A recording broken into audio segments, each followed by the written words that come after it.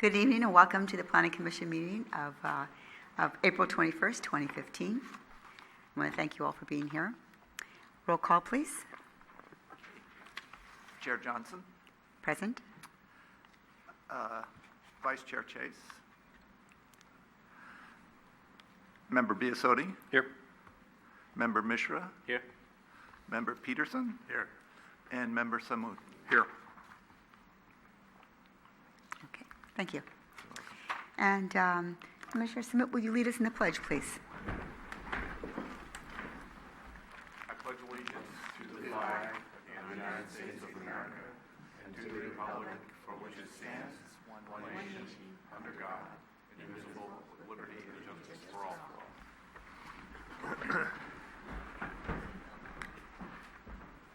Thank you. First item of business is communication. We have no communications at this time. Okay. Moving along to public comment. This is a time for anyone in the audience that wishes to speak on an item that is on anything that is not on the agenda. So if you have something that you'd like to bring to our attention, please do so at this time. I'm going to interrupt for just a second. Yes. To back up because we missed approval of minutes. Oh, thank you for bringing that to my attention. I checked it off without saying that. Excuse me for a moment. Item number 1 is approval of the minutes for March 17th meeting. Through the chair. Commissioner I Petersen. move they be approved with a correction of, I think it's a correction of spelling on page 11, but I'm sure staff will check it. Okay. Second. Right. All those in favor? Aye.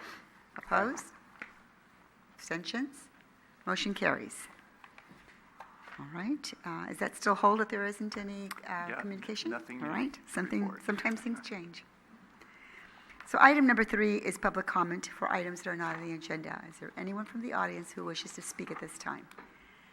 If you can take the podium, state your name, please, and your street address for the record. My name is Nick Rosso. I'm the property owner at 796 Masson in San Bruno. I'm a bit confused tonight. I don't know the order of things, but I heard Mr. Sullivan, I believe, you said there's no communication on this matter? No, that is an item that's on the agenda. So I think you're talking about emergency shelter items. Yes. Yeah, that's coming up. Oh, I'm Yeah. sorry. Yeah. Am I out of place? At this time, it is on the agenda, so you are welcome to speak It's during that okay time. to continue then? It is not, you'll continue. It's not on the agenda. It is on the agenda. Oh, I'm sorry if I confused you. The item is on the agenda, and you can speak at that time during public comment time. yeah. Okay, It's, so if you can take a seat at this moment, and then when it is brought up, you're welcome to you can step to the microphone. Through the chair. Commissioner Petersen? It's item 6C, sir.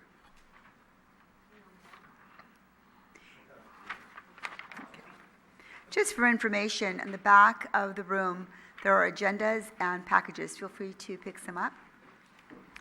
Also, please silence your telephones for the duration of the meeting. Also, the Planning Commission meetings are recorded, and they will be televised and replayed on Thursday at 2 p.m. Okay. Through the chair. Commissioner Petersen? I think it's helpful to add that it's also on YouTube. Yes, that's correct. Thank you for adding that. Okay.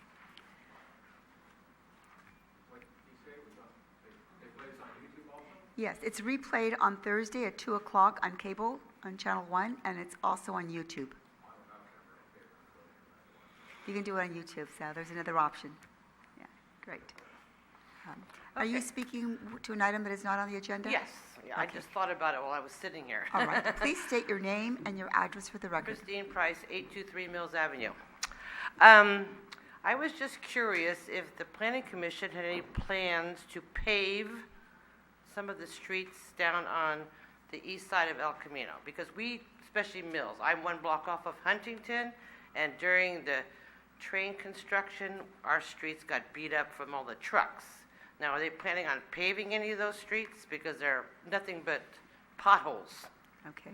Well, thank you for bringing that to our attention. I don't know that I can answer that, but I No, can certainly but that's direct what it to I'm curious. staff They will research it and give you, will provide you information. In the meantime, if there isn't any information, you're welcome to comment on it now, if anyone from staff would like to. Yeah, I have no specific information about Okay. that, so we can get back to you on that. Okay, we'll be happy to research that for you. Is there anyone else wishing to speak on an item not on the agenda? All right, moving along.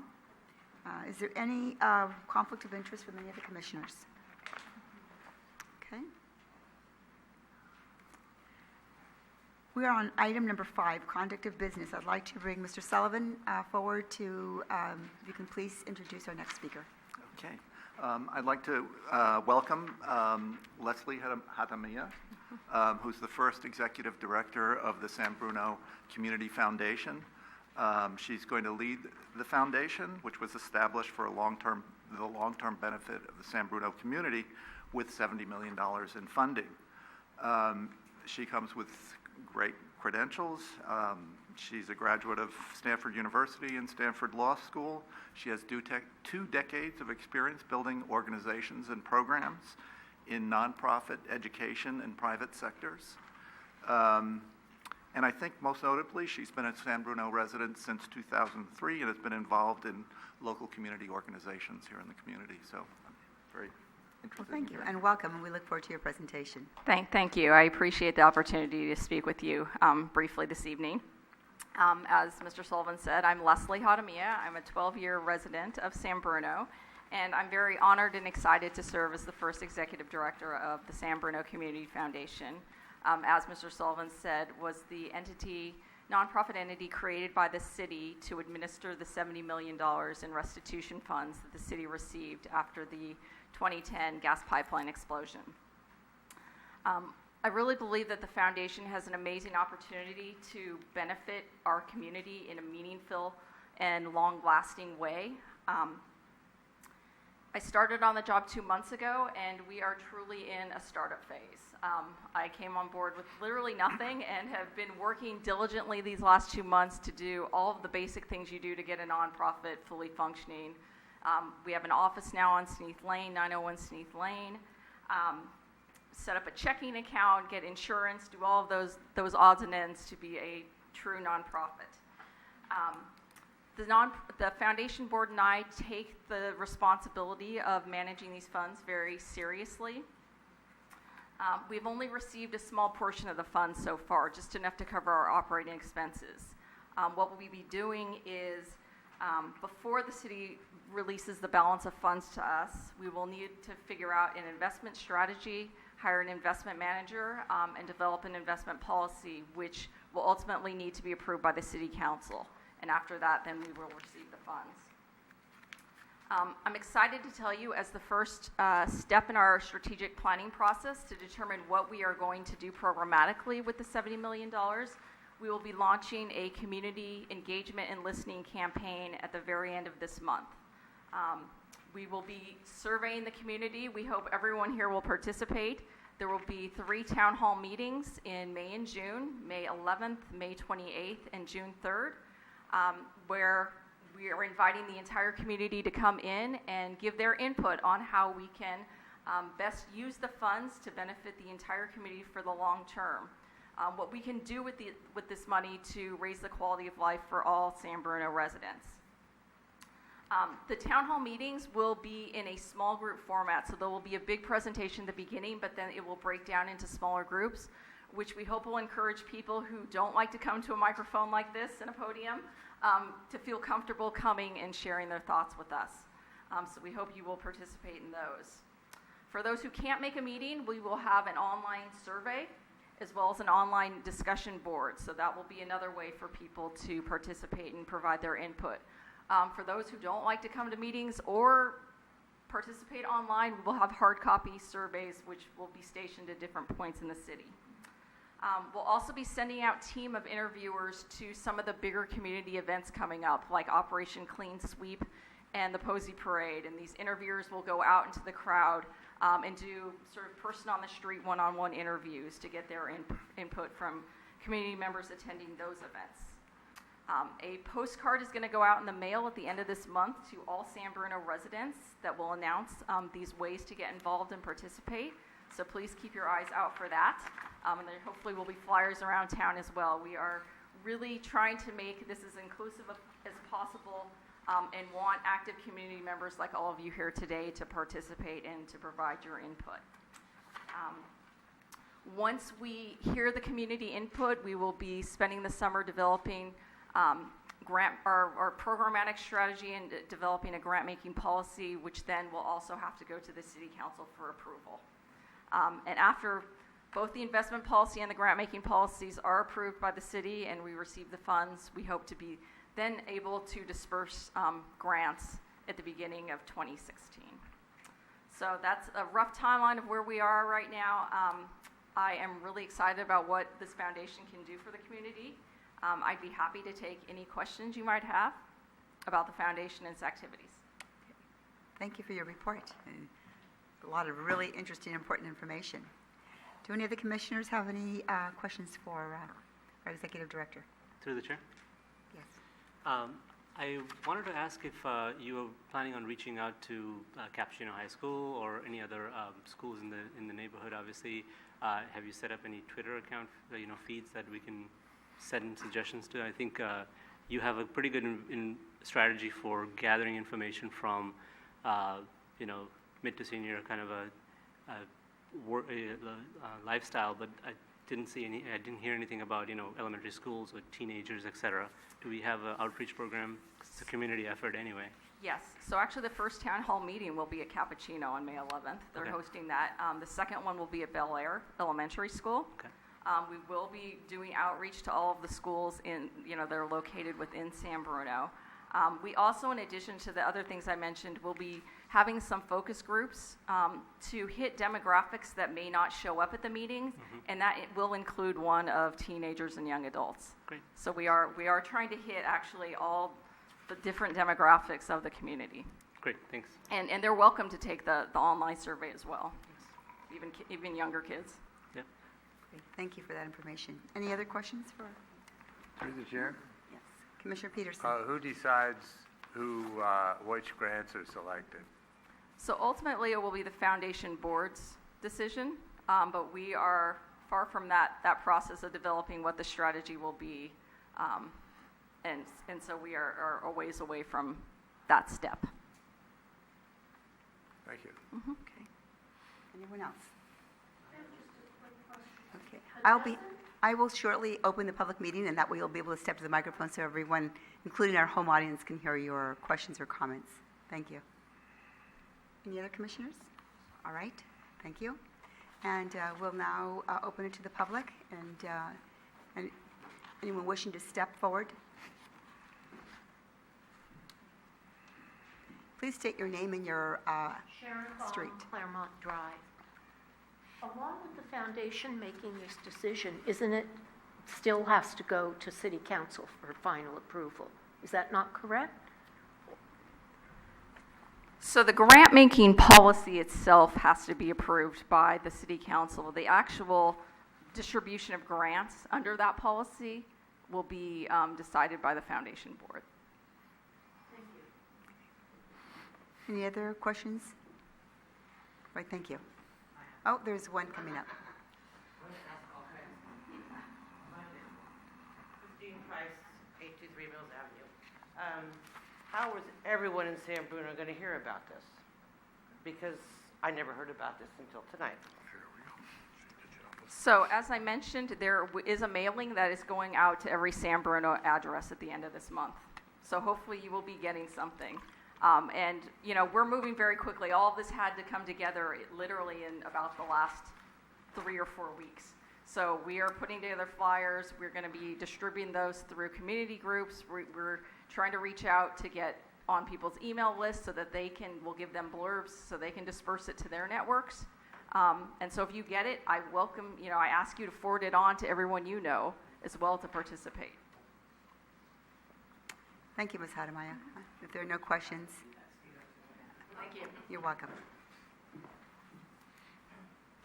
The next item of business is number 6, And it is for the Caltrans property, northwest corner of San Bruno Avenue, west and Glenview Drive, and that's APN number 019-043-490. And it's a request for a temporary use permit to allow off-site construction staging areas within the Crestmore neighborhood per section 1284-030 of the San Bruno Municipal Code. It's the City of San Bruno is the applicant, and the State of California is the owner. And staff report, please. Thank you and good evening. As indicated, the item before the Commission tonight is a temporary use permit to allow for off-site construction staging areas within the Crestmore neighborhood. The overall site area is 7 acres in size and is located at the northwest corner of San Bruno Avenue and Glenview Drive. The site is currently owned by the State of California and is leased by the Church of the Highlands. The site is undeveloped and currently provides parking for recreation visitors at the southernmost end of the site. And if you turn to Exhibit A within your staff report, you can actually see the site location in relation to the Crestmore neighborhood. As the Planning Commission is aware, rebuilding of the infrastructure within the Crestmore neighborhood has been ongoing since the explosion and fire. The subject site has been used for staging to support the ongoing infrastructure improvements within the Crestmore neighborhood. Those improvements include replacement of underground utilities, repair and replacement of street sidewalks and streetlights, and the replacement of the park at Earl Avenue and Glenview Drive. The San Bruno Municipal Code allows for construction staging areas lasting up to 1 year with a temporary use permit from the Planning Commission. As you will recall, the Planning Commission approved a number of temporary use permits for off-site construction staging areas to accommodate the ongoing infrastructure improvements within the Crestmore neighborhood. And if you turn to Exhibit D within your staff report, you'll see that there's 2 storage yard areas, Storage Yard 1 and Storage Yard 2. In April of 2012, the Planning Commission originally approved a temporary use permit for the area referred to as Storage Yard Number 1 within Exhibit D. In April of 2013, the original temporary use permit was extended for an additional year. In June of 2013, the Planning Commission approved a temporary use permit to expand the construction staging area to also include the area referred to as Storage Yard Number 2 within Exhibit D. In May of 2014, the Planning Commission approved a request to extend the temporary use permit for Storage Yard Number 1 and Storage Yard Number 2 for an additional year. The current application before us tonight is to continue the use of both storage yards, Storage Yard Number 1 and Storage Yard Number 2, in the same manner that they have been used. The ongoing infrastructure improvements are anticipated to last throughout 2016. Given the schedule for infrastructure improvements, staff anticipates having to return to the Planning Commission at least one more time. I would like to highlight 2 of the conditions of approval within the staff report. Condition of approval number 11 requires that a minimum of a 45-foot setback area from the residential properties located along Estates Drive, and it also requires a minimum of a 45-foot setback area from the sidewalk along Glenview. These setbacks are currently in place, but there are weeds located within the setback area. Condition of approval number 13 requires the applicant to keep the 45-foot setback area clear of weeds and debris. Staff has coordinated with the project manager regarding this issue, and the weeds will be removed shortly. Staff did send the required legal notice to all property owners within 300 feet of the subject site, and we did not receive any direct questions regarding the temporary use permit application. Overall, staff supports the temporary use permit application, and we would recommend that the Planning Commission approve the temporary use permit subject to the findings and conditions of approval within the staff report. I'd be happy to answer any questions that you have. Thank you. Thank you for your report. Are there any questions for staff? Through the chair. Commissioner Mishra? Matt, is condition number 13 the only added condition from previous approvals? There's actually no new conditions. So the 13 conditions that you see before you tonight were actually included throughout this entire temporary use permit process. So it's just that they were not complying with 13 Correct. before? So when staff conducted a site visit recently, we noticed that there were weeds within that 45-foot setback area. And over the last 2-3 years of us approving several of these TUPs, were there any neighborhood complaints that have been integrated into this new condition? I'm unaware if there's been any specific neighborhood complaints, but the 45-foot setback requirement did come as a result of one of the concerns we heard from the neighborhood. I think that was about 2 years ago. Okay, thanks. Any other questions? Through the chair. Commissioner Posada? Just out of curiosity, does Church of the Highlands lease the entire 7.5 acres or just that small portion where the parking? I believe they leased the entire 7.5 acres. Commissioner Petersen, it looks like you had a question there. No? Through the chair. Okay. Thank you. Condition number 3 says the storage yard entryway on Glenview Drive shall be decomposed granite or other rock that will prevent soil tracking onto Glenview Drive. That entrance area is not 45 feet back. The gate is actually at Glenview, right? Correct. So the entrance area is not meeting that 45 setback requirement, and I believe within condition of approval number 11, it allows for the entrance area to not meet that 45-foot setback requirement. And is it the city staff view that decomposed granite will prevent soil tracking onto Glenview Drive? This condition has been in place for, I want to say, the past 2 or 3 years at this point, and to my knowledge, it has prevented soil from tracking onto Glenview Drive at this point. Are they using decomposed granite? I'm not sure if it's exactly decomposed granite, but it's definitely not dirt within that driveway access area. Oh. The reason I ask is that's a granular material, somewhat like heavy sand, but it's also got fines in it. So in dry conditions, it's can be tracked pretty easily. Just asking. Thank you. Any other questions? Hearing none. Thank you, Matt. And now we'll open the public comment, and anyone who wishes to speak on this matter, please step to the podium, state your name, your street. Sharon Baum, Claremont Drive. Matt, weren't up there today. I went up and down Glenview twice, and the dirt was along Glenview Drive there where Mr. Petersen was talking about the gate. Just to let you know. And it is a concern of the neighbors. My other question, and I don't know if I should be directing them to you folks tonight, is... I'll give you direction for that. Thank you for asking the question. You would address the commission directly. This area that you're going to use, is this going to be for the workers' parking also? Where they're going to be building 10 houses simultaneously. So where are all these workers going to park? I'm going to make a list of the questions, and then I'm going to direct them to staff to answer those. Okay, I can give you that. You will give me, I'm sorry? I'll give you the list of the questions. Oh, you have additional questions. You're welcome to bring those to our attention if you'd like to. I want to know about the parking situation in the neighborhood. How many workers will be in that area while they're building 10 houses simultaneously? Several of us are again concerned about the speed limit being respected. We're concerned about the dirt and dust control and the trash pickup.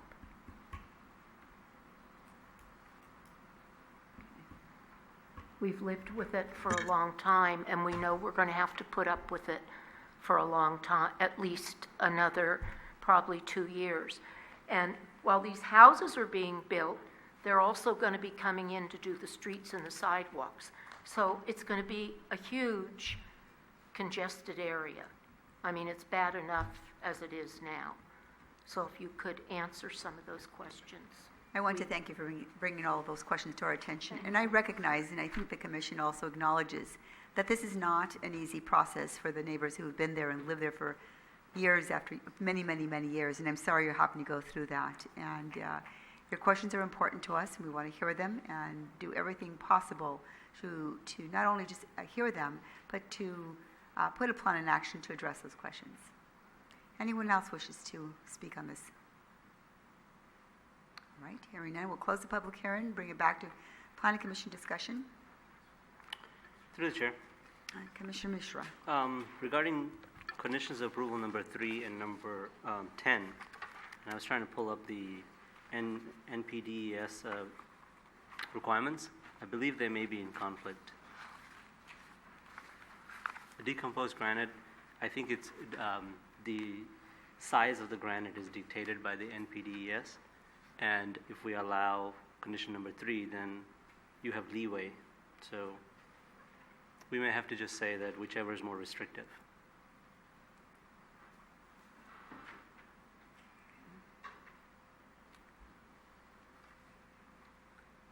Would you like staff to answer that? Or Yes, you please. want to make note of?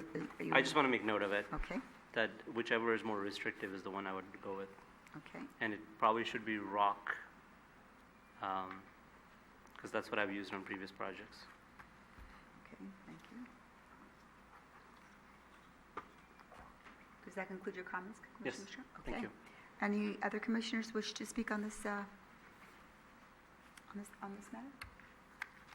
Okay, thank you. Through the chair. Oh, Commissioner Petersen.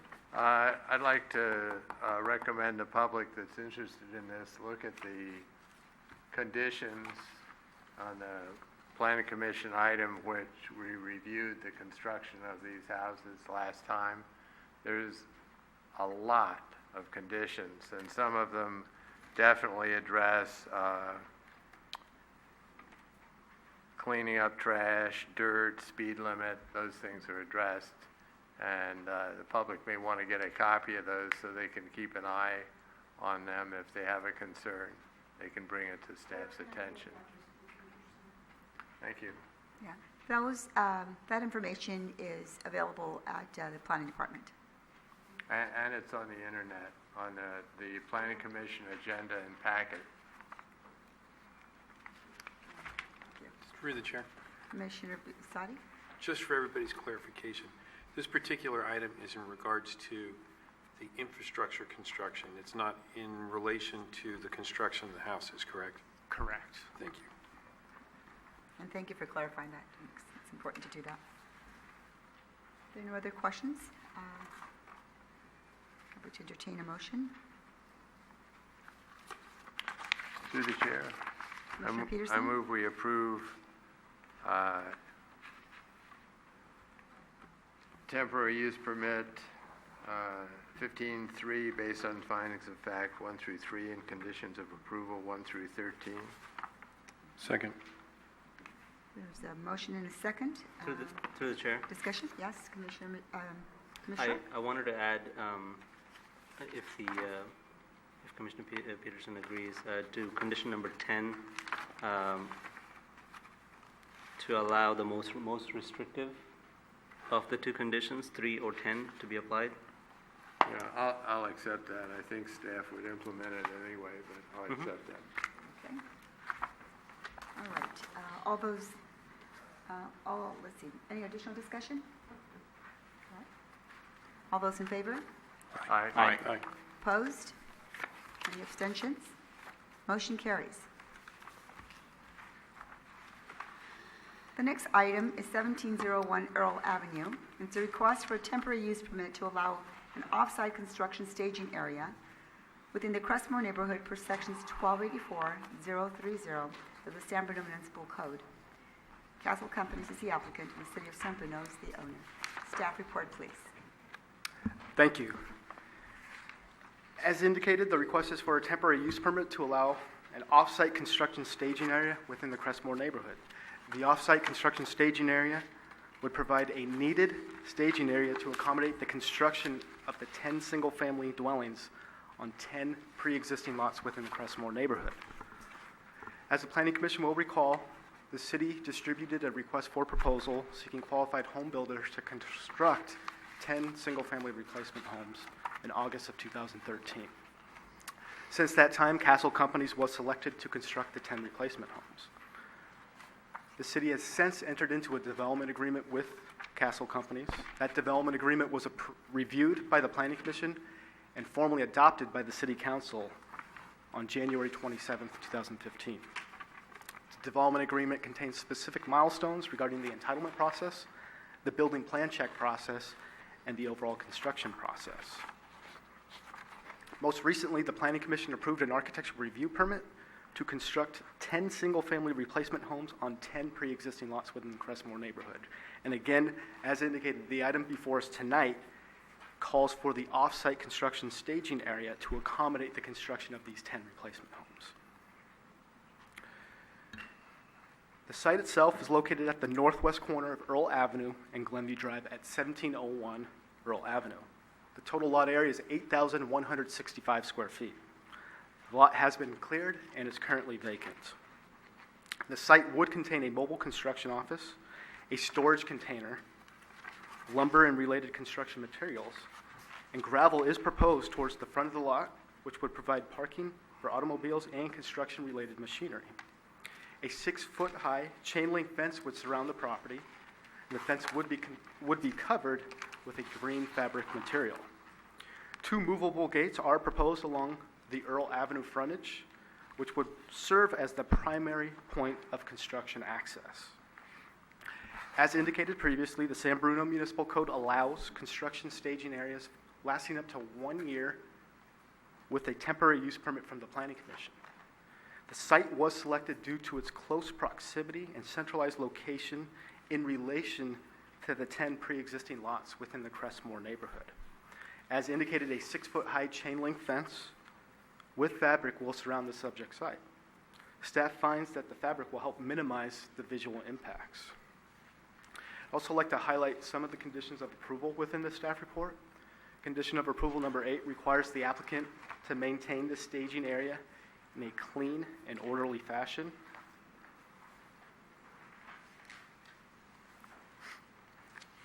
Additionally, it says any trash, dirt, and debris shall be cleaned on a daily basis. Condition of approval number 10 prohibits the applicant from performing any maintenance of equipment at the subject site. And condition of approval number 14 is in regards to the proposed fence. The fence shall be located at least 3 feet in the easterly direction from the shared property line between 1701 and 1711 Earl Avenue. Additionally, the fence shall be located and installed in a manner to maintain adequate site distance at the corner of Earl Avenue and Glenview Drive. Staff notified all property owners within the Crestmore neighborhood. We did not receive any phone calls regarding this TUP request. However, recently tonight we did receive a few questions regarding this application. And I would like to point out that questions were brought up regarding dirt and dust control. And we do have a condition of approval that was placed on the project, the architectural review permit that was approved by the Planning Commission last month. And that was condition of approval number 5. And that condition indicates that the applicant shall implement the following dust control measures during construction. 5A states water all active construction areas twice daily as needed. B, water or cover stockpiles of debris, soil, and sand.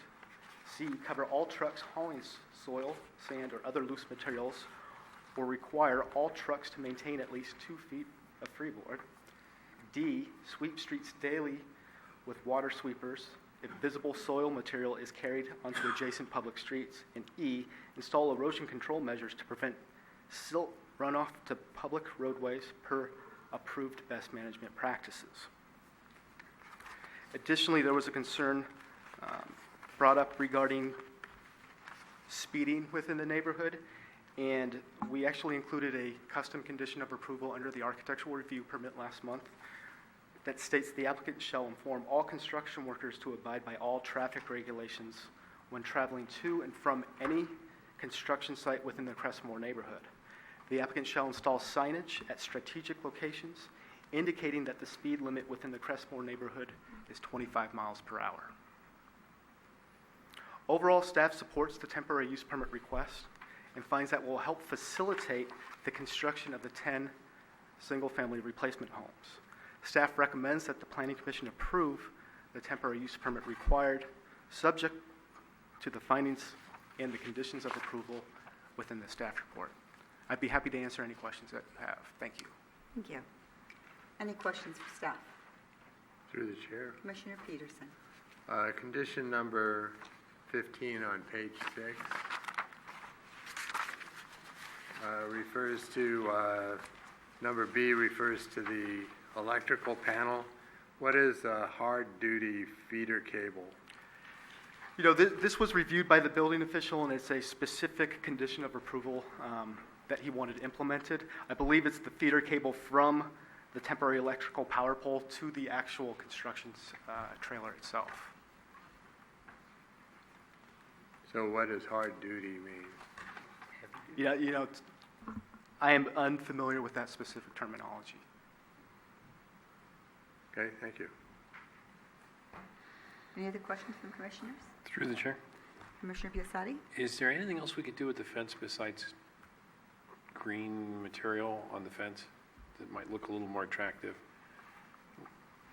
I mean, I understand that that's what happens at most construction sites, but is there possibly another option that might not be quite so industrial? I mean, I guess another option would be to install, what I've seen in other places would be to install green slats instead of a green fabric material. So that could be, something the Planning Commission discusses.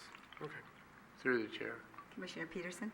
I looked on the internet about that, and I visited the site and looked at the area and noticed the difference between the empty lots and the ones that are inhabited homes.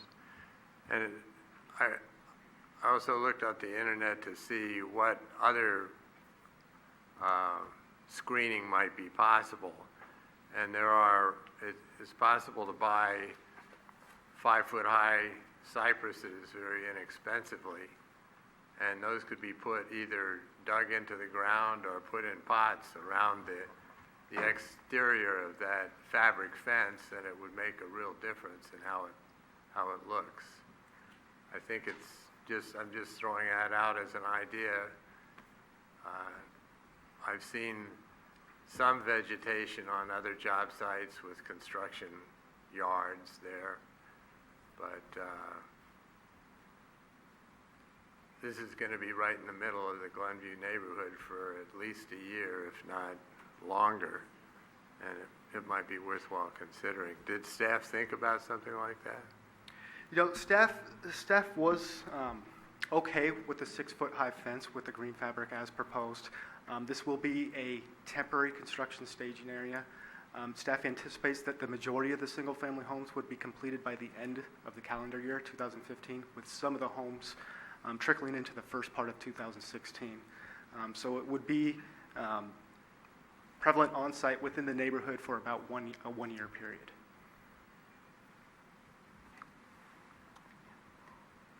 I also want to comment that it's a really windy area up there, so anything you put up there almost has to be cemented in or barricaded in. I do live up in that area, and you have to give some thought to those types of things. However, what is important is aesthetically, and our neighbors have gone through quite a bit over the last many years, and it is important that we look at all aspects of it. So thank you for your comments. Through the chair, one other question. What is the approximate total value of the 10-home project? I'm not sure what the total valuation is. The applicant is present tonight, and perhaps they could address that specific question. You have no budgetary references whatsoever? I can't speak to that. I don't know the evaluation for the 10 replacement homes. You mean the value, the value of the homes themselves, of the assessed value? Is that Right. what you mean? Usually, many times when there's a construction project, it's referred to as the $5 million project or some such thing. Is it over $1 million? I would imagine so, yeah. Well over. Is it over $10 million? I would have to, I think we should let the developer speak to that, because even in Glenview, the rebuilt homes so far have varied significantly from home to home. Right.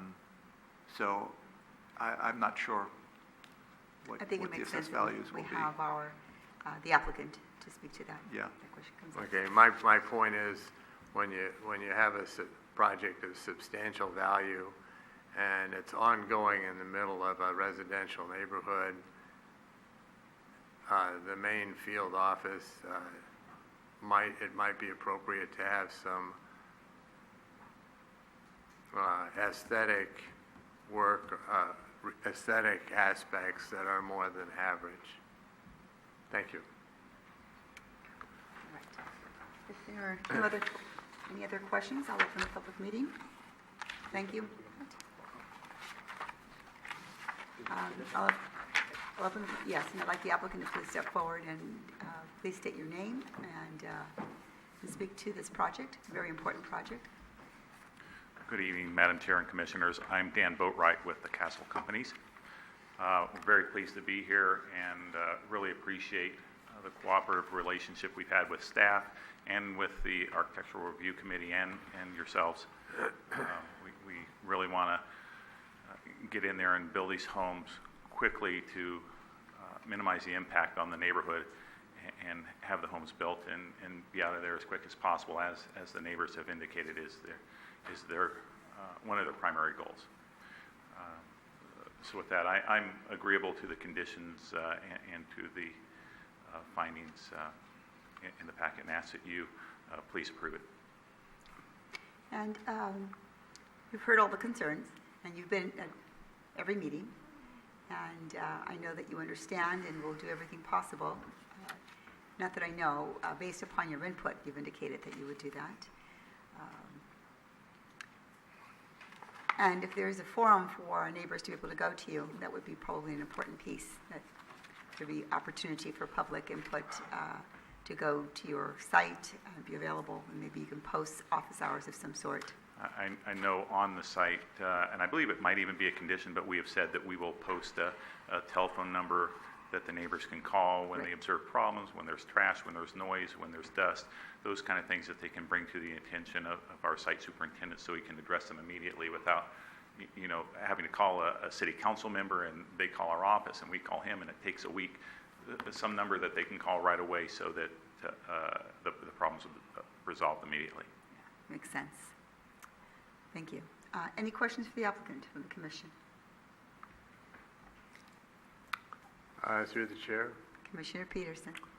First of all, I think it's important to recognize the high quality of your presentation, the design of the homes, and the attention you've given to each site. I said this at the Planning Commission presentation. I'll say it again. I think it looks first class. Possibly related to that, I'd like to ask you to consider some landscaping for your site office, simply because it's going to be in the middle of a residential neighborhood. I wondered if you had any views on that.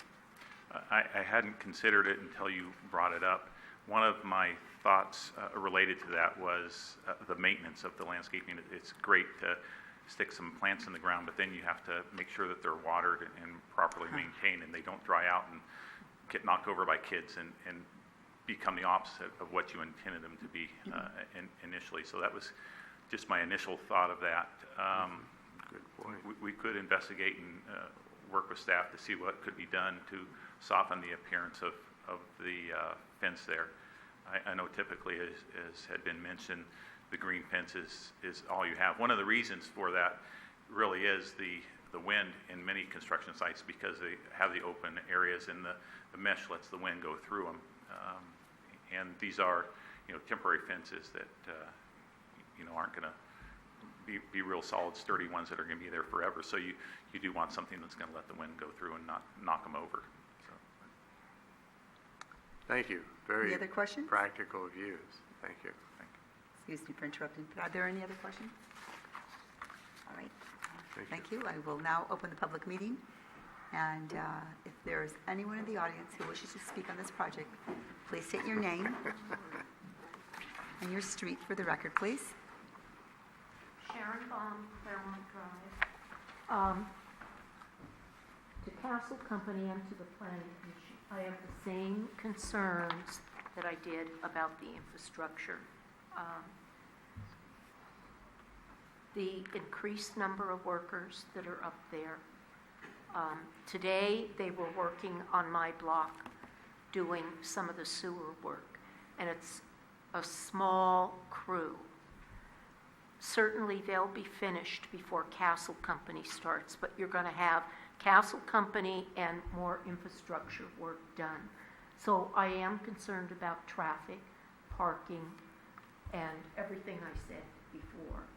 And I will look for the phone number on here. I do a lot of walking in the neighborhood, so I may even be knocking on your door up there. Thank you. Thank you for your comments. Anyone else? Okay, hearing none, we'll close the public comment and bring it back to Planning Commission for discussion. Or a motion? Through the chair. Commissioner Petersen? First of all, I think it's a sign that the project thus far is being well received. There are not a tremendous number of comments on it, and I appreciate the public comments there were. But consequently, I want to recommend that the Planning Commission, I make a motion the Planning Commission approve temporary use permit 15001 based on findings of fact 1 through 3 and conditions of approval 1 through 18. Is there a second? Second. Any discussion? All those in favor? Aye. Opposed? Any abstentions? Motion carries. Is there a 10-day appeal process through this as well? Yes. Yeah, there is. There is. I would expect that there would be, however, Yeah. I didn't bring that up at the very first, the first item, so if you can please note that, it needs to be noted on that. Thank you. You And for can, you can reopen the first item if you want to. Probably makes sense to do it officially, so I'd like to now open that first item and add that there is a 10-day appeal process before any activity or action could be taken on that project. Thank you. All right, and the next item is item number C, and that's a review of the draft 2015 to 2023 housing element of the general plan. Excuse me. It's a request for consideration of an ordinance to amend Title 12 Land Use of the San Bruno Municipal Code to add an emergency shelter overlay district to allow emergency shelters for the homeless as a permitted use within the M1 Industrial Zoning District, subject to design and performance standards. Staff report, please. All right. So as you stated, the action tonight is a recommendation to the City Council to consider approving the ordinance to create an overlay district, but it's also to adopt a resolution that would amend the general plan, which is also required part of this process. So I'm going to give you a little bit of background. I know we've been through this many times before, so I'll just sort of set the stage for how we got where we are today, and I'll try to be brief. So in 2008, state law was changed through Senate Bill 2, which requires all jurisdictions in California to identify at least one zone in the city where emergency shelters may be permitted by right with sufficient capacity to accommodate the local need for emergency shelters.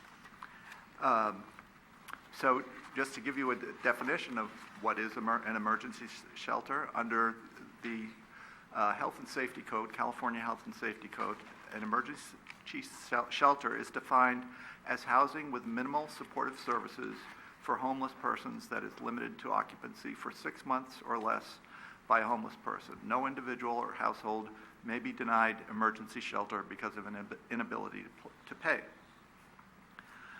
However, state law does not require the city or anyone else for that matter to construct an emergency shelter. The goal is to create a zone where they are allowed. And San Bruno's identified need is based on the biannual homeless census that's done in San Mateo County every other year. And the identified need in San Bruno is 32 beds. So that would be the maximum number of beds in a homeless shelter in San Bruno. To that end, Housing Element Program 6D was adopted in the prior housing element in order to implement this, to implement the emergency shelter zoning. And that process was stalled for a number of reasons. One having to do with the Glenview fire, but also it was going along with the zoning code update itself, which has been taking a much longer time than we expected. However, on April 14th, the City Council just adopted the housing element, which you had recommended that they do. So we have a new housing element that's adopted for the 2015-2023 period, and that Program 6D was carried over into the new housing element. And after adopting it, we will have to send it to HCD for certification, and we've gotten a letter from HCD, the California Department of Housing and Community Development, basically saying that the housing element is in compliance with all statutory requirements, except that we need to adopt the emergency shelter ordinance, or it will not have full certification of the housing element, which we need to do. The housing element needs to be certified for the city to be eligible for a number of housing, community development, and infrastructure funding programs in the state. So they're connecting a lot of things to the housing element. And we have been in process for about the last year in moving this forward. Initially, in the last housing element, the transit-oriented development area, which is the commercial parcels along El Camino Real and San Bruno Avenue, were identified as the appropriate location for emergency shelter. And that was considered by the Planning Commission last May, along with 3 other implementation items from the prior housing element. At that meeting, residents raised a number of questions about allowing emergency shelters adjacent to residential neighborhoods in the TOD area. They were concerned about concentration of homeless. There's already a homeless shelter at St. Bruno's Church on San Bruno Avenue, and just effects on quality of life, character of the neighborhood, property values, and also in an area that's seeking to improve and revitalize through the Transit Corridors Plan. So the Planning Commission directed staff to explore alternative locations, including the industrial area. The industrial area was identified at that meeting as a potential area. After that, in February of this year, the City Council met in a study session to look at evaluate the 2 locations, and they heard public testimony, and they agreed that the industrial area would be a suitable location for the emergency shelter zoning. So the area that's proposed is about 5.5 acres. It's between San Mateo Avenue and the railroad tracks, from Scott Street to Tanforan, and a few parcels south of Scott Street as well. It's currently, as you all probably well know, includes a mix of uses of auto repair, contractors, warehouses, and also there are several non-conforming single-family homes in the area. It's near transit, it's near the BART station, it's near Caltrain, it's near Samtrans bus routes, it's near services, it's near Tanforan Town Center, and not that far from downtown. There's one residential neighborhood is relatively near. However, it's on the other side of the railroad tracks, and that's the Bel Air neighborhood. And there's basically one way to get through at Scott Street. So that's the location of what's considered the preferred location for the emergency shelter zoning. Now, in terms of the ordinance, so based on City Council direction, staff revised the emergency shelter ordinance. There was a draft before, which you had seen. And before I get into it a little bit, it's important to remember that the ordinance also must comply with state law. So there are certain things we can and can't do in the ordinance. So the ordinance will amend the municipal code, and it will add a definition of emergency shelter, which I just gave you earlier. It will add emergency shelter as a permitted use within the industrial zone, but within a specific emergency shelter overlay district. And then it will create the emergency shelter overlay district in the area that I just described to you. And it will include development performance standards to ensure that the development of any emergency shelter does not adversely impact adjacent parcels or the surrounding neighborhood, and to ensure they're developed in a manner which protects health, safety, and general welfare of the community. The state law allows the city to require reasonable and objective standards for locating emergency shelters. And so in our case, the performance standards in the ordinance addresses parking, it addresses on-site management, length of stay, lighting, exterior lighting, outdoor waiting areas, and security.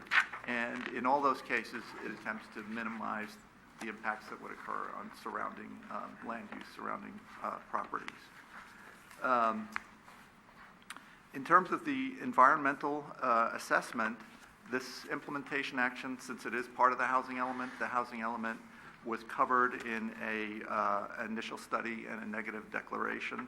And the element was found not to have adverse impacts on the environment, and that was adopted by the City Council and also transmitted to the state agency, the Office of Planning and Research. In addition, any future individual development projects would be subject to additional environmental review, as would any project. As far as noticing and outreach, for this meeting, notice was mailed to all property owners within the two areas, both the TOD area and the industrial area, and within a 300-foot buffer surrounding the area.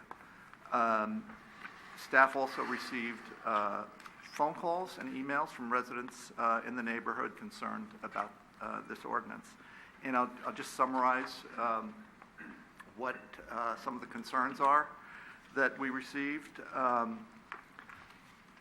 One is many people seem to believe that this is actually a project, and it's a project to build an emergency shelter. It isn't that. There are no plans and none known to build an emergency shelter in San Bruno or in other communities, because this same action has been taken in, I think, we're one of the last communities in San Mateo County to complete this action. So anyway, there's no project that's proposed. And the other concern was from people in the transit-oriented development neighborhood who have been coming to meetings. The feeling was that it's still on the table, that you're still considering the transit-oriented development commercial properties on El Camino, and I believe the direction is more towards the industrial area. So I tried to convey that to people. Some people just wanted clarification. And I did get a phone call from somebody in the Bel Air neighborhood who was very concerned and felt like it was not a good thing for their neighborhood, that they would be impacted by having a homeless shelter in the industrial area. So those are the types of comments that we received. And as a matter of fact, since I'm here, I would like to distribute to you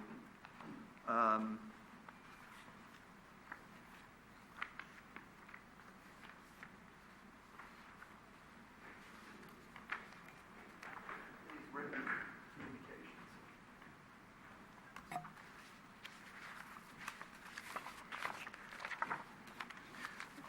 which will be, if you choose to adopt the resolution, they would be included in the staff report to the city council.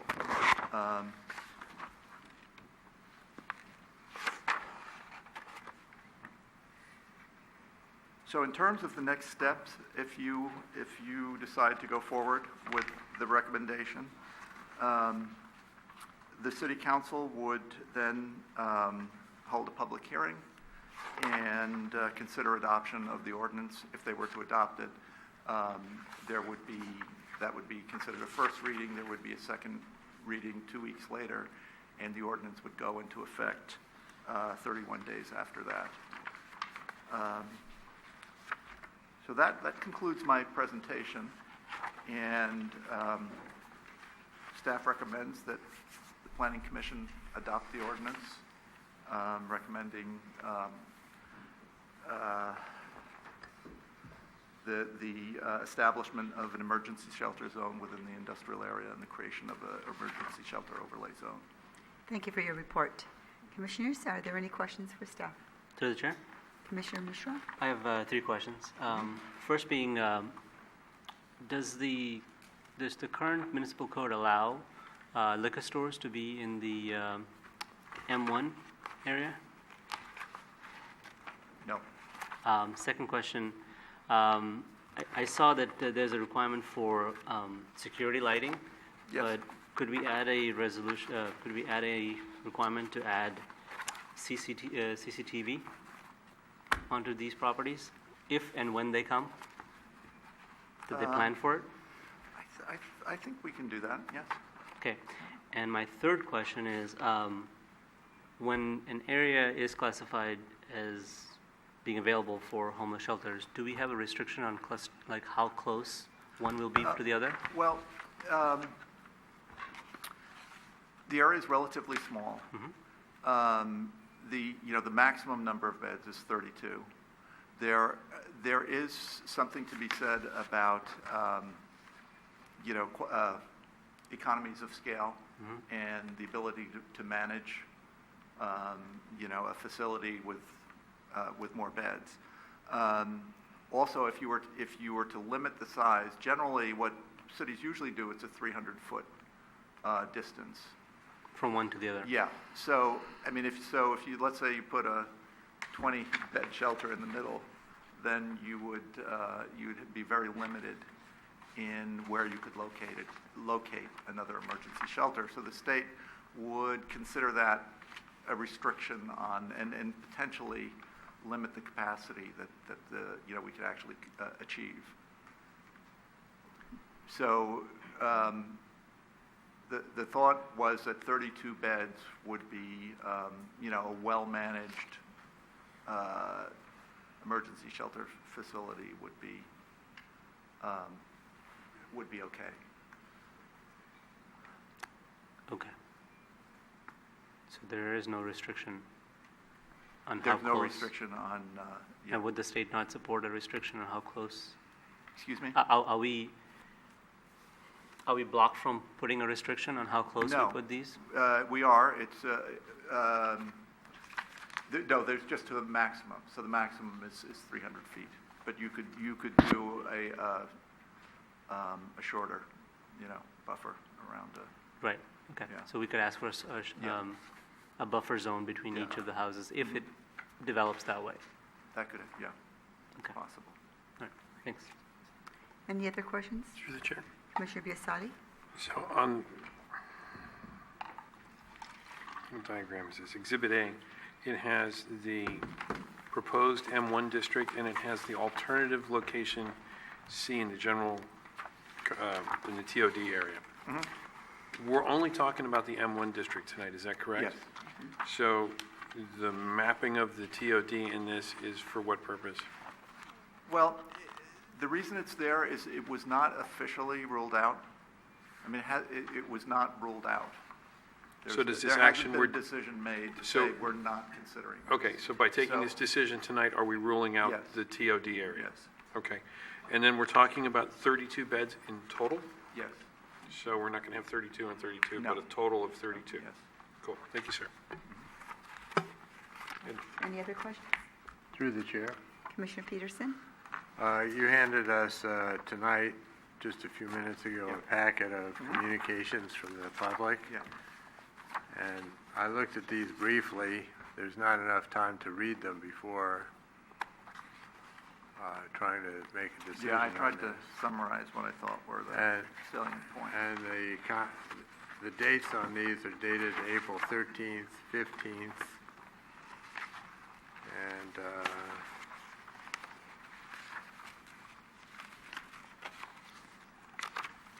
here's one that is, excuse me. Yeah, I've been. I April have- 19th. Right. The only one that all but one of these we could have received if they Yeah. were included with the packet. Is there some reason they weren't included with the I have been packet? in communication with these people, so, no, there's not a, they could have been included in the package. Thank you. Yeah. Through the chair. Commissioner Biassatti? Can we take a couple minutes to review these? The ones we have? You certainly can. Thank you.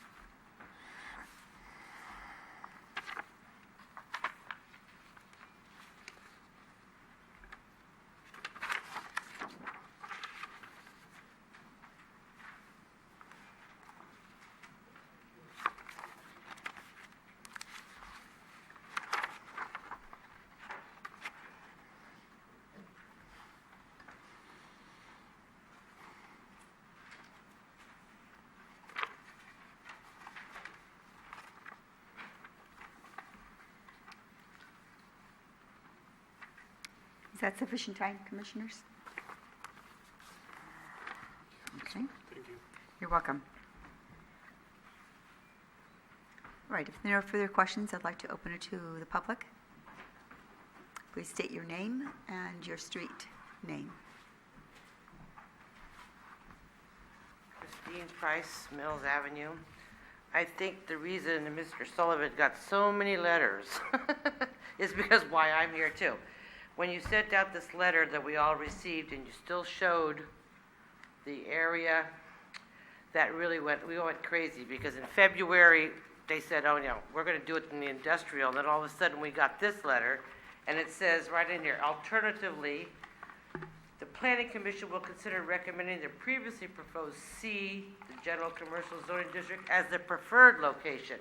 Well, when it said that in this letter you sent us, you know all of us went crazy. So that's why I'm here, is just to make sure that we wanted something on the record that says that area is totally out. And it's going to be only in the M1 industrial zone. That'll make all the San Bruno happy. And that's all. Thank you for your comments. Through the chair. Commissioner- I know I asked this once, but can we reaffirm that for the folks so that maybe we can save a little time? Yeah, what's before you in the ordinance is the industrial area. Only. Yeah, that's what's in the ordinance. Okay. It's not included. So for everyone here, the TOD is out of not in the part of the conversation. Right. Thank you very much. It's still in there. Thank you. Yeah, address the chair. I'm also in that area. Sir, if you can please state your My name is name. Nick Rosso. Excuse me for interrupting you, but if you can please state your name and your street name. It's Nicholas Grosso, property owner at 796 Masson for almost 40 years. And I'm here, and I concur with the previous speaker. I wrote another letter. I wrote a letter back in May 2014. And I've wrote another letter recently regarding, I don't think it's appropriate to put it in the zone District C. So I'd like to see you make a decision tonight regarding the industrial area. I tried calling you, Mr. Sullivan. I don't think you either overlooked my call, or I also dropped off a letter. Did you get my letter? Yes, it is. It's in the packet. It's in the packet now? Okay. Okay, well, basically, one of the things that, since May, I was unable to attend the May meeting, but looking at some of the things, the one thing I wanted to point out is that in reading the report of the February meeting of the council, where they point out the police reports, what I read was that the majority of the calls came from, when they say the downtown business area, I assumed they were talking about the San Mateo business district, which is a few blocks from us. And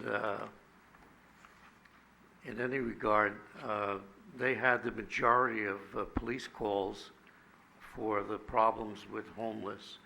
Over the years that I've had the building, and I used to directly manage the building,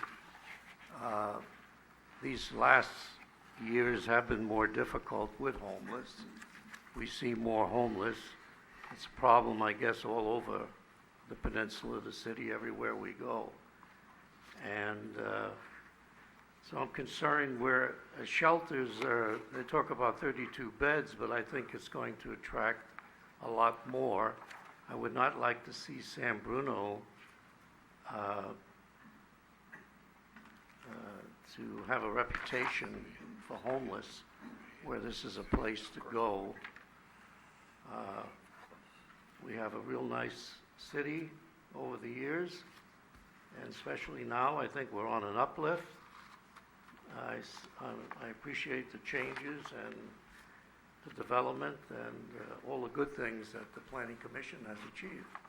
And I think by bringing them into the middle of San Bruno, To me, I call it the middle. You get off the freeway, you're on San Bruno Avenue, and to run into a shelter or to see a bunch of homeless people, I don't think you're going to have many people that want to stop and shop or do much business in the city of San Bruno. Thank you. Thank you for your comments. Anyone else would like to speak?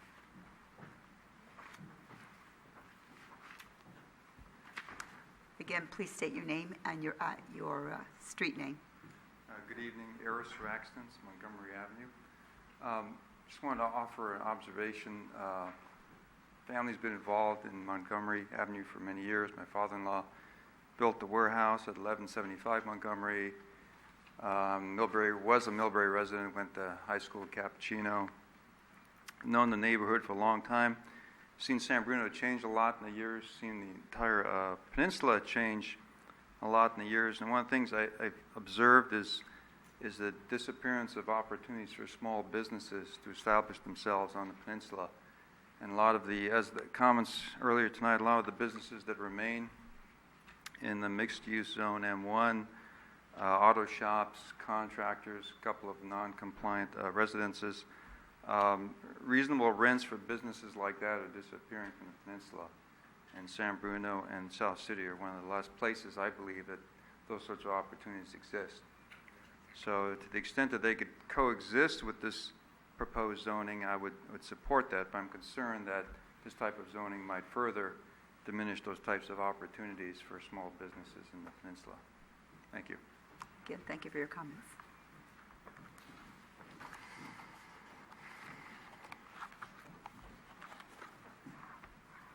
Good evening. Christopher Blankhardy, Keynes Avenue. Mark, was that 32 beds altogether, or are you counting the 10 that San Bruno's already doing at the San Bruno's Church? Does that include it, or you just need 22 or 32? Yeah. So if you can direct the questions to me, and I'm happy to ask staff to answer those. So, Mr. Sullivan, if you can answer that, please. Yeah, it's 32 is the total, and doesn't include anything that's existing.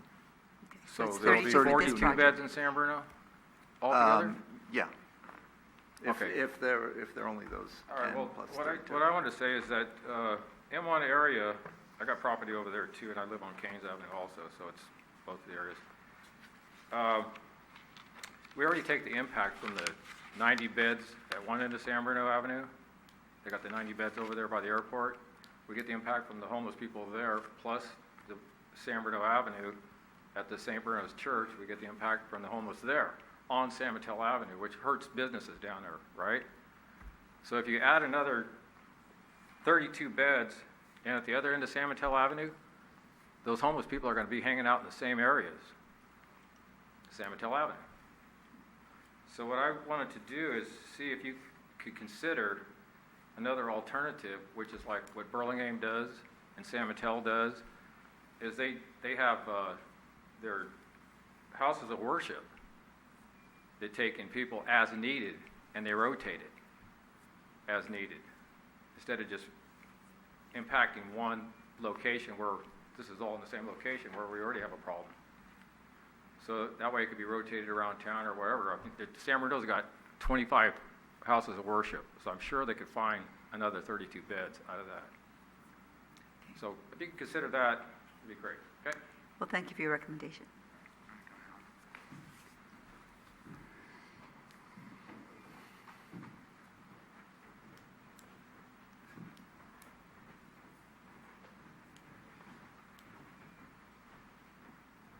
My name is Vaughn Gregory. I live on Green Avenue.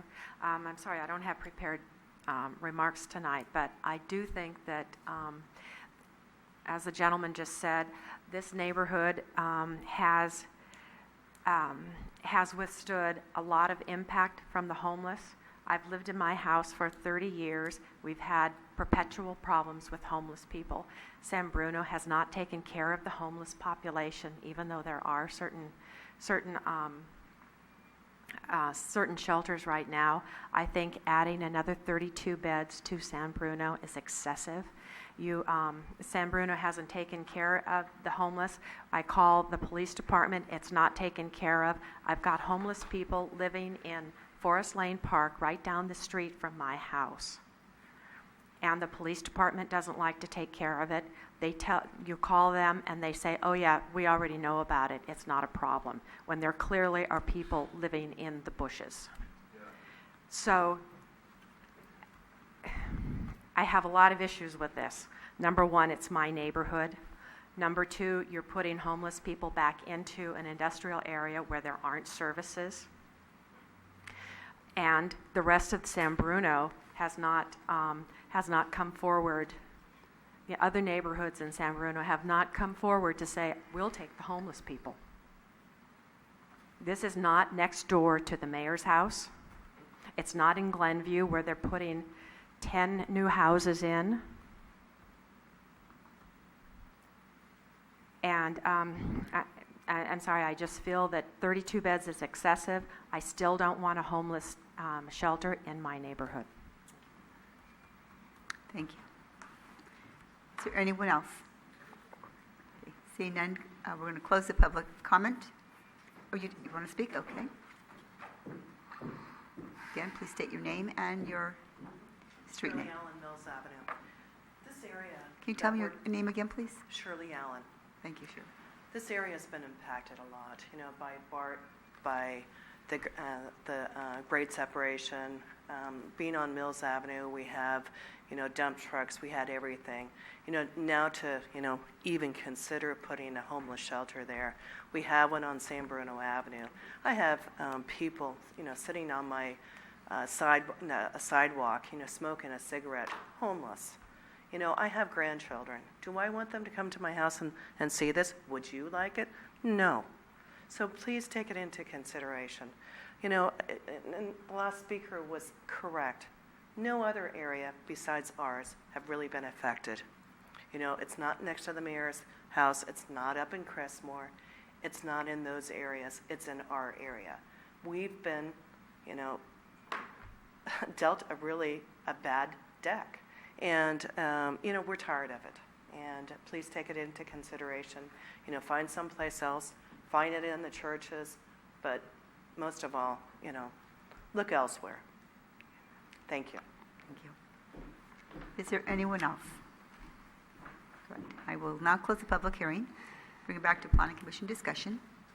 Before we open to the Planning Commission, I'd like Mr. Sullivan to address a couple of questions. And first, please note that we recognize the difficulty of this, and it's not an easy decision. It was at length discussed at a previous meeting, and we are not at a choice point. It isn't the choice of the Planning Commission. And I'd like for Mr. Sullivan to address the fact that we're, as you mentioned earlier, we're the last to do it, and it is a requirement at one point for cities to provide. And so if you can, Mr. Sullivan, just address some of the requirements. Okay. I know you have addressed it, and it's been brought in previous reports, but I think that each audience comes at different times to hear the information. Yeah. Well, the way the state law is written, the goal is to distribute the responsibility in a way to the extent that exists. It's shared throughout the state. But in our case, it's San Mateo County. So, as I mentioned, there's a homeless count that's done every other year, and they count sheltered homeless, which are people who are in homeless shelters, and so they're not out on the street. And then they also count what are called unsheltered homeless. So those are people in the street or in yards or hiding somewhere. They're not sheltered. And they're in a particular year, the number of unsheltered homeless people in every community in San Mateo County was the number that was considered the need for shelter beds in that community. So, for example, if people were sleeping in Forest Lane Park, those would be unsheltered homeless. So that the idea is to try to accommodate the need for the unsheltered homeless who are in our community and throughout the region. In our case, there were the total number of homeless counted in San Mateo County at the time that our 32 bed number was selected was about 1,300. So our share was about 32 out of 1,300 in the county. So every city in San Mateo County has assigned an area where they have the capacity to produce the beds that they're considered their need, and it adds up to 1,300. So in Mildray, in Burlingame, I understand they do have a very innovative and compassionate, excellent programs through the churches where they do the, rotating and so forth. But they've also adopted an ordinance that virtually the same as ours, which designates the industrial area. I think it's Rollins Road. Is that right? In that. Yes. For their, I'm not sure what their number is, but they have a number. So every community has done this. And I'd also like to point out, a lot of them did it in 2010. So it's been 5 years, and it's not a requirement to build homeless shelters. There's no requirement, and in fact, the trend in dealing with homeless individuals tends more towards treatment and support services than overnight shelter. So that's sort of where a lot of the effort is moving currently, is towards looking for support services. For example, has been a lot of money devoted to military veterans, and the number of veterans on the street has declined dramatically in the last few years because of this additional funding and creating homes and different situations where veterans can go and they receive services. It could be a clean and sober thing. It could be, whatever it is they need. So I think that's the first thing to consider, is that adopting this ordinance does not mean that a 32-bed shelter is going to be built. It could be. I mean, there is the capacity to do it, but there's no plan, and at this time there's just it's not there. And as I said, none have been built throughout the county in the last 5 years since this process started. Thank you. And I think just to add one more thing, from the state level sees this as a problem of statewide importance, and it's an attempt to deal with it across all communities and not have one community take on the entire burden, but to spread it out across all communities.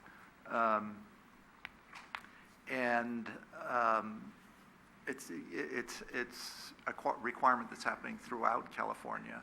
And what the state is doing now is they're tying a lot of, as I mentioned earlier, grant funding and so forth to having a certified housing element. And you can't have a certified housing element unless you've adopted a emergency shelter ordinance. Thank you.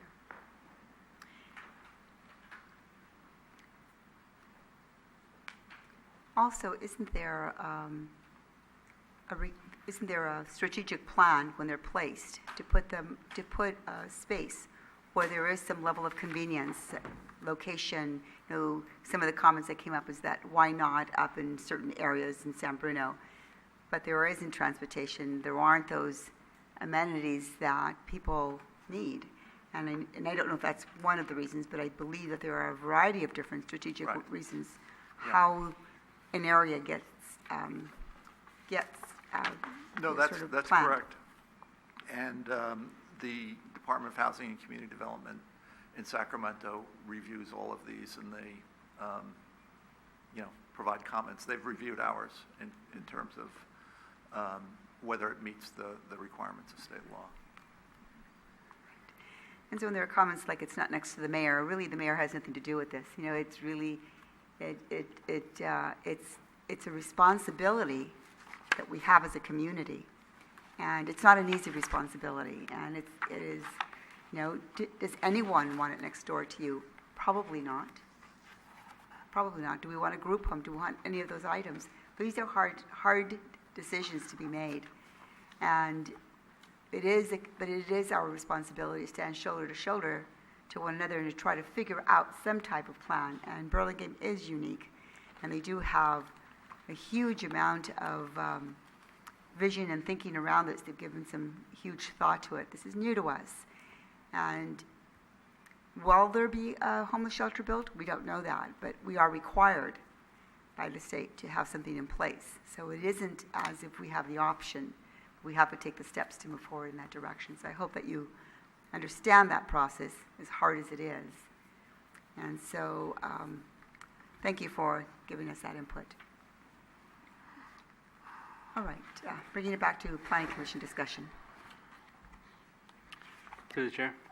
Commissioner Mishra. I'd like to add a condition of, is it condition of approval? Under page 205, section 3, 12.84.205, number 13, under that section, 1284.205, provision of a closed-circuit television on any such facilities that are planned. Okay, I'm having a hard time finding the page. Can you say that? Yeah, it's page kind of again? a middle of the document. Sorry. So this would be, It's Exhibit D, right? is it Exhibit D? It's the Exhibit D. Page 4.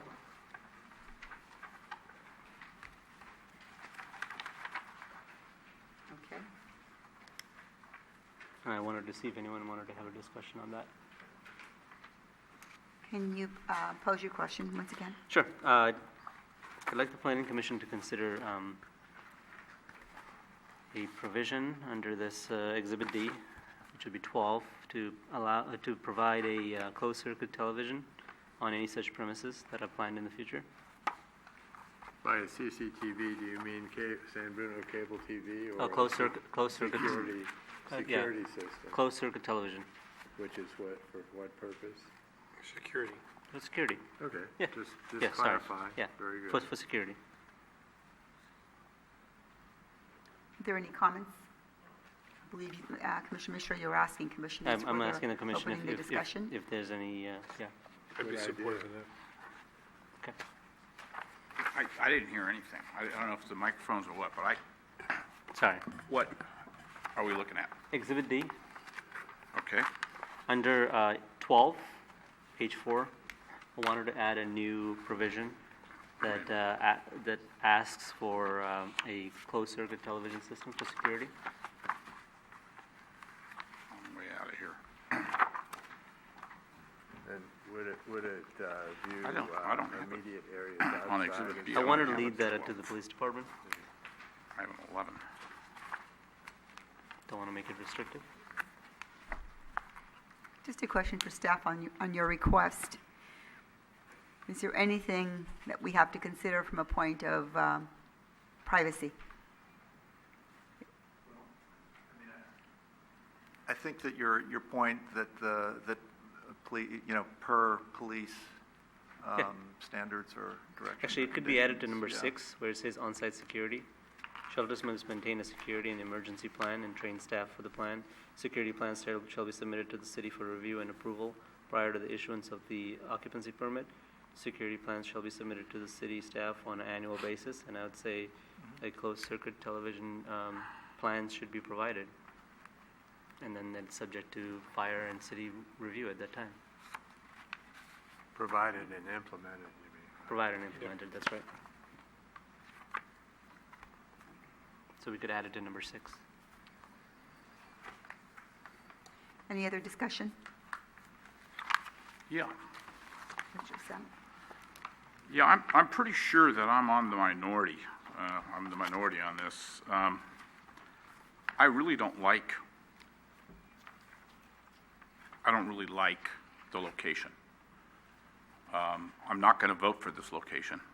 I had an office right in this area, directly across the street from this area. You got the garbage company at one end, garbage trucks running up and down all hours.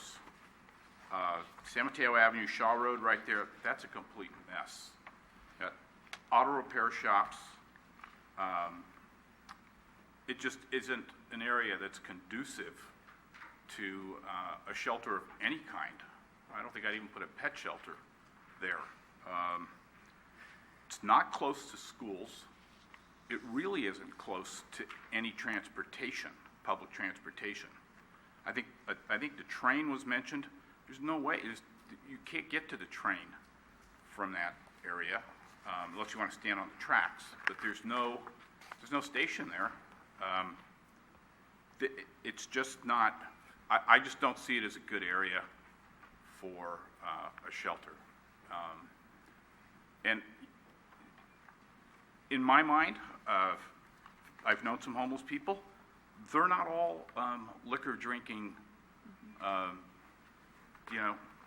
drug taking, cigarette smoking people. And there are people that just for whatever reason don't have a place to live.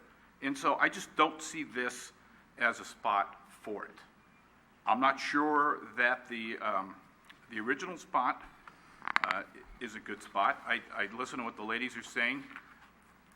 That side of the east side of El Camino has been so impacted over the last few years between BART, and the Caltrans, and all that construction that's been going on there. First Avenue, Huntington, San Antonio, it's just been beaten up. Those streets are a mess.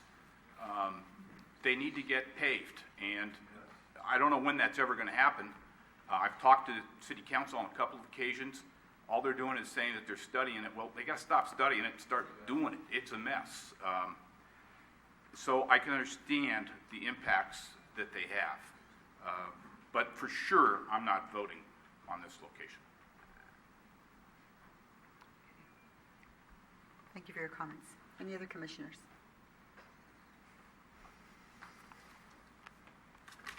Okay. Through the chair. Commissioner Petersen.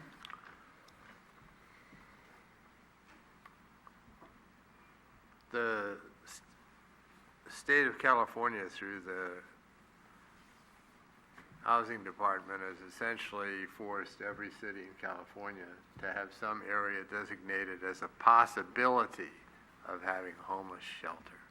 I'm going to vote for this, but the only real reason I'm voting for it is because they're essentially holding our general plan, our housing element hostage for it. And as a practical matter, I think it's a very long chance that anyone would build a homeless shelter here. The homeless people I know have already established a place they really like to live in San Bruno. Whether other people like them being there or not is something else. And they like being homeless, at least the ones I know. So I look at it as a situation as many other cities have. It's not a subject that anyone wants to address, but the state absolutely forces us to address it. So I think it's a undesirable thing to vote on, but I don't see any way of not voting on it. And I don't believe it will have an immediate or even in the near future an impact on the area. Thank you. Any other discussion? All right. Is there a motion?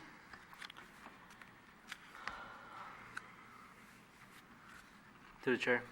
Commissioner Mishra. I propose that the Planning Commission adopt Resolution 2005-3 based on findings of fact 1 through 3, recommending that the City Council adopt the ordinance amending Title 12 Land Use of the San Bruno Municipal Code to implement Program D in the city's 2009 to 2014 housing element to make changes 1 through 4 as listed on the staff report, with a addition of amendment of Exhibit D number 6 to include a closed-circuit television for security purposes.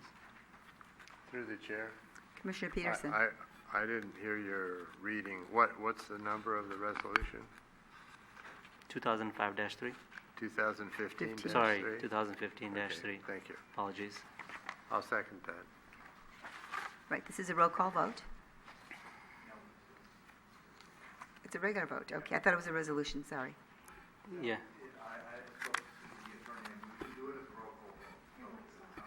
Okay, so that's fine if it isn't. Okay, so all those in favor? Aye. Sorry.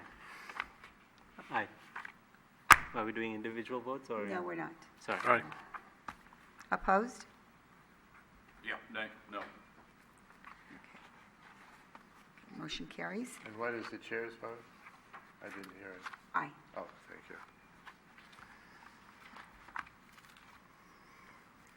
Okay, motion carries. And probably doesn't, there probably isn't a 10-day, but just for the purpose of 10-day appeal, I'm sorry, a 10-day before any action will be taken on this. All right. Item number 7 is discussion, city staff discussion. And the first item I see on here is Architectural Review Committee members.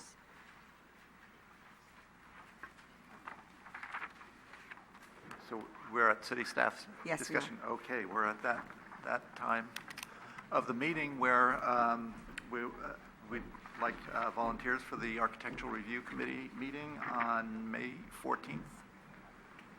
Okay, so we have Member Samut, Biasudi, and We have 2. Need one more? need one more. I'm sorry, I'm going to be out of town. Kevin. I'll volunteer Kevin Chase. Are you sure? No. As long as we start the meeting at 6:05, it'll be all right. Sorry, can't do. All right. Good night. Nick. Thank you for attending. Through the chair, I'd like to say I'd be pleased to serve, but I'm working at the exact time of the meeting. And I will be out of the country. Okay, that leaves. So, This is my- Sorry, can't. so I then won't- I won't make it. possibly contact Commissioner Chase to see if he's available. Okay. Any planning commission discussion? Oh, on that subject, I'd like to note for the record that if we had the missing planning commissioner, we'd have another potential architectural review committee meeting. By that, I mean the planning commissioner who's not assigned yet. Sorry, you're on the planning commission discussion? That's correct, and you're on. Okay. I'd like to reiterate, this is about my 5th statement, that I think it's unbusinesslike and does not serve the people of San Bruno to not have a planning commissioner. I think I would ask the staff to take all possible and reasonable actions to publicize and gather applications and request that the city council provide a replacement planning commissioner. I've been on the commission for long enough for several dogs to live and die, and I haven't seen anything like this. Thank you. Yeah, through the chair. Commissioners. Yeah, I'm Hammond.